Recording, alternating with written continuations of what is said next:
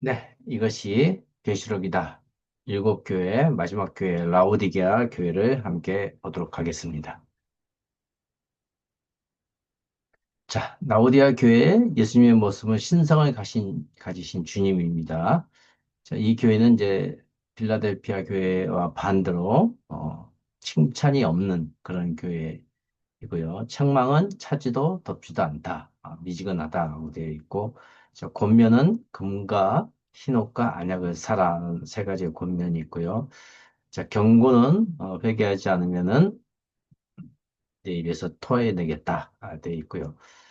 자, 이기는 자에게 주는 약속은 주님과 함께 먹고 임금 자리에 앉도록 해주겠다는 것입니다.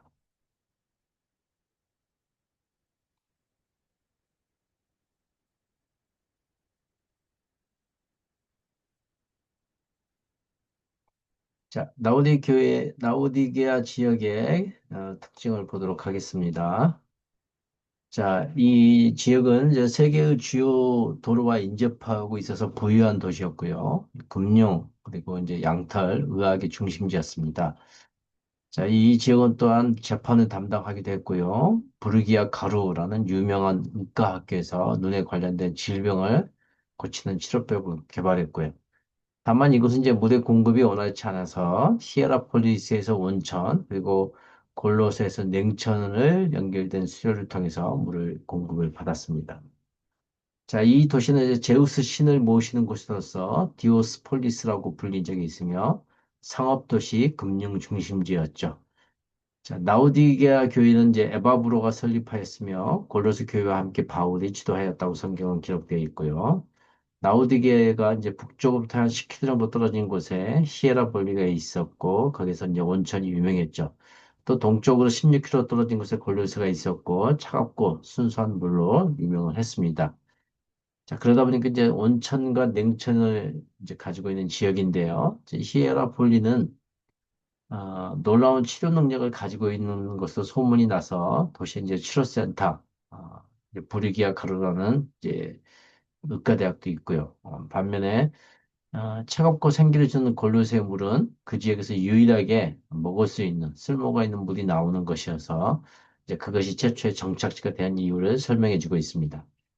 라오디게아에는 이제 자체적으로 물을 공급할 물을 갖고 있지 못했고요. 그래서 마실 수 있는 물이 없었습니다. 왜냐하면 물의 온도와 이제 그 광천수인데요. 탄산칼슘 침전물이 있었기 때문에 먹으면 탈이 나고 토할 수 있는 그런 상태를 가지고 있었습니다. 자, 핵심 단어를 보면 이제 미지근하고 부유하다 이렇게 이제 하고 있습니다. 자, 미지근은 이제 온천수는 이제 치료용으로, 냉수는 이제 식음료로 사용하였으나 미지근하여지면 온천수로도 냉수로도 사용할 수 없어서 그 효용 가치를 잃게 되는 것이죠.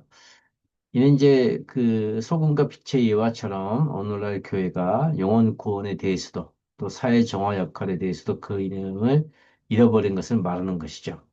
그러면 주님은 이 교회를 토해낸다는 것입니다.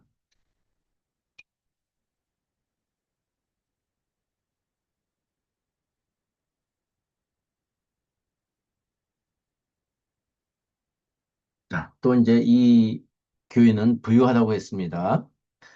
자, 돈은 사람의 영혼을 구하는데 사용하는 것이죠. 그런데 미지근하다 보니 돈이 쌓여서 모자라는 것이 없게 되죠. 이제 독선적인 자기 만족을 해서 결국 돈이 만몬이 돼서 돈의 노예가 되는 것이죠. 자, 하나님께 드려지지 않은 물질적인 부는 영적인 부와 반비례하죠. 물질적인 부가 올라갈수록 영적인 부는 작아지는 것이죠. 그 결과 비참한 처지가 되고 불쌍하고 가난하고 눈물고 벌거벗음이 생깁니다. 자, 그래서 이 다섯 가지 단어를 보면 이제 비참한 처지라는 것은 팔라이포로스로서 이제 곤란하고 이 고통과 괴로움이 갖는 비참한 상태, 불행으로 가득 찬 상태를 얘기하고요. 자, 불쌍은 엘레이노스로서 불쌍하고 가엾는 상태, 소망이 없는 그런 상태를 얘기하고요. 자, 가난은 이제 금융업이 발달한 곳으로 물질적인 부유함이 있는 곳으로 이것은 물질적인 것뿐만 아니라 영적인 상태가 가난하다는 것을 얘기하고 있습니다. 눈이 멀었다는 것은 이것은 이제 눈병의 치료와 안약이 유명한 것이는데 어, 이건 역시 어떤 육신의 눈이 아니라 영적인 시각의 눈이 멀었다는 것이죠. 벌거벗은 것은 나오디게는 양모로 만든 값비싼 모직물이 유명한데, 이것은 영적으로 그리스도의 의를 입지 않는 상태, 즉 벌거벗어서 수치스러운 상태를 뜻하는 것입니다. 자, 라오디게의 이제 상급이 간접 상급과 직접 상급이 있는데요. 간접은 주님과 함께 먹는 것이고요. 직접적으로는 주님과 함께 임금 자리에 앉는 것입니다. 자, 세부적으로 말씀을 보겠습니다.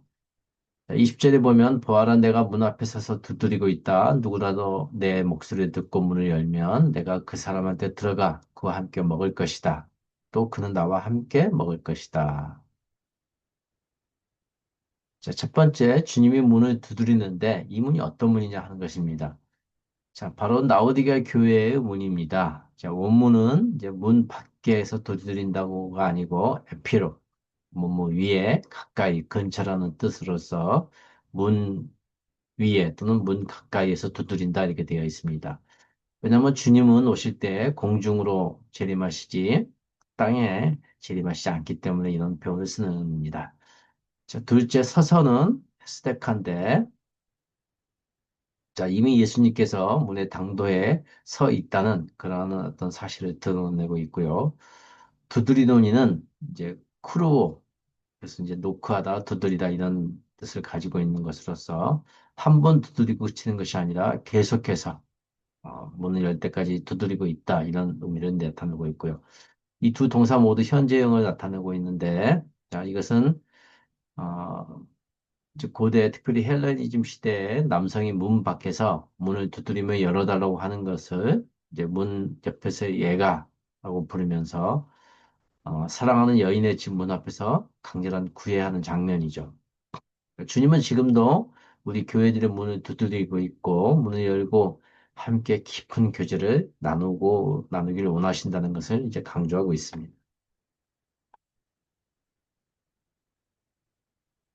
세 번째 열다라는 아노익세라는 단어인데요. 이제 이 단어는 부정과거 과거 가정법으로서 한 번만 문을 열기만 하면라는 뉘앙스가 있습니다. 한 번만 문을 열어다오 이런 의미죠. 자, 이것은 이제 그 자체로 교회와 죄인들에 대한 예수 그리스도의 애타는 심정을 나타내는 동시에 예수 그리스도께서 강압적인 방식으로 그 마음의 문을 여시지 않는다는 사실을 얘기하고 있습니다.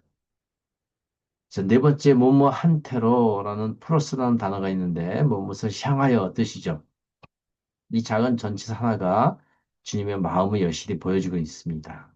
그 교회를 향하여라는 마음, 의미를 보여주고 있고요. 여기서 이제 먹을 것이다로 번역된 데이프네소는 저녁 식사를 얘기하고 있습니다. 그래서 이 단어는 메시아 만찬하고 관련이 되어 있습니다. 자, 음식을 함께 먹는다는 것은 섭취와 친밀함이라는 이중 의무를 이행하는 것이 뿐만이 아니라 이런 것들을 뛰어넘어서 참여자 모두가 긴밀한 영적 교제를 나누는 운명 공동체다. 이런 의미를 가지고 있습니다. 그래서 예수님이 이 땅에 오셔서 죄인과 세리들과 늘 함께 식사를 하셨고요. 또 부활한 후에는 갈릴리 바닷가에 제자들을 만났을 때도 많은 대화보다 가장 먼저 한 것이 함께 먹는 것이었죠. 자, 직접적인 이제 상급은 21절을 보면 이기는 사람, 그에게 내가 내 임금 자리와 나와 함께 앉도록 해줄 것이다. 나 역시 이겨서 내 아버지와 함께 아버지의 임금 자리에 앉은 것처럼 말이다. 되어 있습니다. 이제 고대 그 주화를 보면 이렇게 2인용 보좌가 있습니다. 2인용 보좌에 두 사람이 앉아 있는 장면이 있죠. 제가 이제 비셀리움이라고 하는데, 첫 번째 이제 주님의 임금 자리에 앉게 하여 준다는 것은 그리스도의 왕권과 영광과 심판에 동참케 해 준다는 것이죠. 그래서 보좌에 앉는다는 것은 아마겟돈에서 악한 세력을 패배시키고 천년 왕국에서 통치하고 영원한 왕권을 보장한다는 의미가 있고요. 자, 주님과 함께 보좌에 앉게 해주겠다는 것은 방금 봤던 그 동전에 있는 것처럼 그게 이제 아우구스투스 황제가 마르크스 아그리파 장군하고 함께 앉아 있는 건데요. 이제 그런 의자를 비셀리움이라고 합니다. 자, 이러한 이미지는 두 사람이 로마 제국의 통치권을 공유하고 있고 또 후계자로 지명하고 있다는 것을 의도적으로 보여주고 있습니다. 라오디게아 성도들에게도 중요한 어떤 의미를 가지고 있죠. 바로 일곱 교회 가운데 최악의 교회에 속한 성도라 할지라도 그리스도의 보좌에 함께 나란히 앉은 특권을 누릴 수 있다는 것입니다. 자, 세 번째, 나 역시라고 되어 있는 카고라는 단어인데요. 자, 이것은 주님이 어떻게 이겼는가라는 것을 보여주고 있는데, 주님 역시 이기셨는데, 홀로 십자가를 지심으로 이기셨다. 그리고 그 이기심은 일곱 교회 이기는 자에게 주시는 것이죠. 자, 그것은 자기 십자가를 지고 주님을 따르는 것이고, 곧 순교자의 길을 걷는 것입니다. 자, 주님의 십자가를 지심으로 내가 승리를 한 것이죠. 그리고 내가 앉았다라고 얘기했습니다. 자, 두 동사 모두 완료 시제로서 예수님의 착좌, 보좌에 앉으신 사건은 이제 이미 일어난 일이죠. 그러나 이 이기는 자의 착자는 미래에 일어날 약속입니다. 그래서 예수님의 두 가지 착자, 결국 승리와 영광이라는 동일한 의미를 뜻하는 것이라고 말씀하고 있습니다. 자, 네 번째, 다른 여섯 개와 달리 이기는 자의 이김의 근원이 무엇인지를 설명하고 있습니다. 자, 성도가 이기는 것은 그리스도가 앞서 이기셨기 때문입니다. 그리고 그리스도의 이김을 바탕으로 성도가 이길 수 있는 것이죠. 그러므로 이제 이러한 표현은 6장에 나오는 신말탄자의 정체를 밝히는데 아주 중요한 역할을 합니다. 자, 이기는 방법은 이제 충고를 사야 될 것을 얘기하는 세 가지가 있는데요. 첫 번째는 불로 정련된 금을 사야 되고요. 두 번째는 흰옷을 사야 되고, 세 번째는 안약을 사야 됩니다. 자, 이기는 실제적인 방법은 열심을 내야 되고, 회개하고, 문을 열어야 합니다. 그래서 각각을 좀 보겠습니다. 자, 18절 보면 내가 너에게 충고하는데 불로 정련한 금을 내한테 사서 부유하게 되어라. 흰옷을 사서 둘러 입고 너의 벌거벗은 부끄러움이 드러나지 않도록 해라. 안약을 사서 너의 두 눈에 넣어 발라 잘 볼 수 있도록 해라. 그래서 세 가지 이기는 방법에 대한 충고를 하고 있습니다. 자, 금은 보통 하나님의 왕권을 상징하죠. 그러나 고난과 시련을 통해서 더 정금이 되시는 것을 볼 수 있습니다. 어, 정금이 대신 이제 예수님의 왕권을 상징하죠. 그래서 라오디가 교회가 가진 재산, 세상 물질을 팔아서 하늘의 재산, 영적인 물질을 사야 한다라고 얘기하고 있습니다. 이는 돈에 대한 본래의 가치를 회복하는 것이죠. 그래서 바로 사람의 영혼을 사는 것입니다. 그래서 불로 정련된 금을 산다는 것은 이 금은 예수 그리스도의 가지고 계시는 건데 결국은 사람의 영혼을 구해라라는 얘기입니다. 두 번째 흰옷을 사라.